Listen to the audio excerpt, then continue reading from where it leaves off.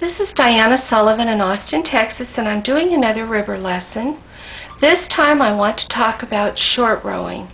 Now it doesn't matter what your needle arrangement is, whether it's full needle rib like I have right here, or it's 1x1 rib, or it's 2x4 rib, or whatever you want to have.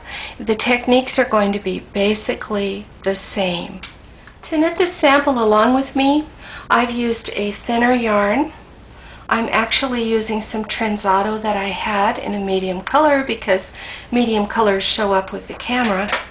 And it's full needle rib arrangement from 15 right to 15 left. It's half pitch so the needles don't collide. And I have one less stitch on the ribber because the end needles are on the main bed. Many people find short rowing on the ribber to be very difficult, but it's really all a matter of weight. So as an exercise, what I want you to do is knit a piece of ribbing with a couple of these big ribber weights on it and let it come down below the machine. I've got my camera down below the machine, and I want you to feel how much weight is on the knitting all the way across. Now as you short row and you begin to work at an angle, you're going to have places on the knitting with not enough weight, and you're going to have to add weights. Now I have an article on the blog, the DianaNattersBlogspot.com blog, that shows a lot of information about knitting weights, and one of the things I talk about in the article is how much these weigh. Now these little claw weights that we use on the main bed are about 4 ounces, and that's not going to work on the ribber. If you're going to short row, you're going to need more weight than that on the part of the row that is getting baggy. And you can tell the bagginess as you short row. You'll be able to feel down here, and you'll be able to see, to perceive that you've got bagginess. So this isn't going to do the job. Now these small ribber weights are more like it. These are around a ½ pound. And these big ribber weights that I have hanging from the knitting are about a pound apiece. So you're going to have some kind of a gadget to hang the weight down under the knitting and keep weight on all the knitting. And there are a lot of gadgets that you can use. Before you do this exercise, what I want you to do is refer to 2 lessons. Go back to the beginner lessons and look at the short rowing lesson, the one on short rowing a shoulder. I also want you to go on the blog and look at the lesson that I wrote, a little essay about weights. It has photographs of a whole bunch of different knitting weights because in many ways short rowing and ribbing is about the weight. Now, as you will recall from the short rowing lesson, the first thing that you have to do is you have to set the machine so that it will not knit the needles out in hold position. This will be in your manual. On my machine on the ribber, it's a little lever on each side, on the side of the machine, and on the main bed, it's this little slider. That's very typical for a brother machine, but you should check your manual. Right now, my carriage is on the right, and in short rowing, you can only short row 1 needle on the carriage side. So I'm going to go ahead and do that. I just bring a needle out to hold position. There's no wrapping involved when you only have to short row 1 needle. And I'm going to go ahead and go across. Here's a close-up. By short rowing this needle, it didn't knit the stitch, it just laid the yarn over the top of the needle and knit the rest of the stitches.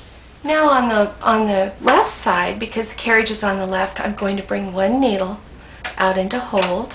That'll short row on that end. Now on the opposite side from the carriage, I can bring several needles into hold. Now what I have to do is I have to get the ones that are farthest to the edge. So let's say that I want to bring 4 needles into hold. It would be this one, this one, this one, and this one. I'm just bringing them up in the same order as the needle arrangement, and then I knit a row. When I knitted across with these needles and hold, it knitted to here and then the yarn just came over the last few needles. I do have to wrap the needle closest to the knitted stitches, so that's this one. I just go under it. Now if the needle closest was one of these needles, I'd have to go under it this way. And then on the side opposite the carriage, I can put more needles and hold. I can add more than one needle and hold only opposite the carriage. Same rule as main bed short rowing. So let's have 4 more needles and hold on the left side of the knitting. And I'm going to knit back. At this point I have a choice. I can either wrap or bring another needle into hold on the carriage side. Either way, I will prevent a hole from forming in the finished knitting. So let me bring another needle into hold. And guess what? I've made a mistake. That is the wrong needle to bring into hold. And the reason is that I always want to get the one that's the farthest out. This is the one closest to the carriage, not this one. So I'm just going to grab a transfer tool and put that one back in working position. You could just push it back in partially, but I'll do it this way. And now I'm going to bring more needles into hold on the opposite side. I'll take 4, 2 on the top, 2 on the bottom, and knit across. I pointed the camera underneath again, and I'll show you why. Because I've done all that short rowing on the top, I've developed a bagginess in the middle of the stitches. The edges are still tight, and that's how tight I want it to be, but the middle is baggy because the last few rows I've been knitting the middle stitches only, so it's been getting longer in the middle, but it's still short on the edges. What you need in this situation is some way to add weight to the center of the knitting, so you need some kind of a weight hanger. This weight hanger came with the machine, and here's a 7 weight hanger that came with the machine. And here's one of my favorite weight hangers. It's a studio weight hanger. It's a triangle. It's got a big hole I can hang a weight from. I just put my weight hanger in the middle where the bagginess is, and I'm going to put a large weight on.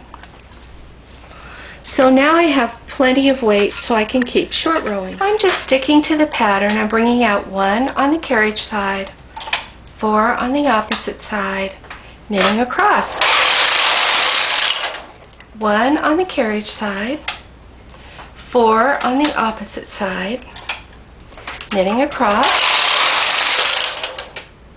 1 on the carriage side, and I make sure that it doesn't unknit when I slide it up. It needs enough weight, pulling it down so it doesn't unknit.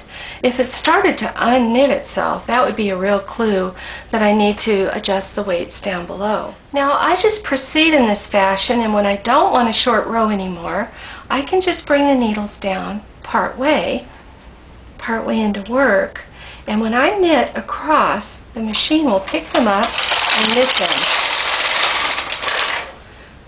You noticed I had to do it on the opposite side from the carriage. Because I want it to show up very, very well on the sample, I've actually changed the yarn color at the end of that last row, the row where I got all the needles back into work. And I'm going to do the rest of the sample with this purple yarn. Here's my short row sample. And look at the line of the knitting from where the gold ends. This was where the short rowing occurred and where the purple begins.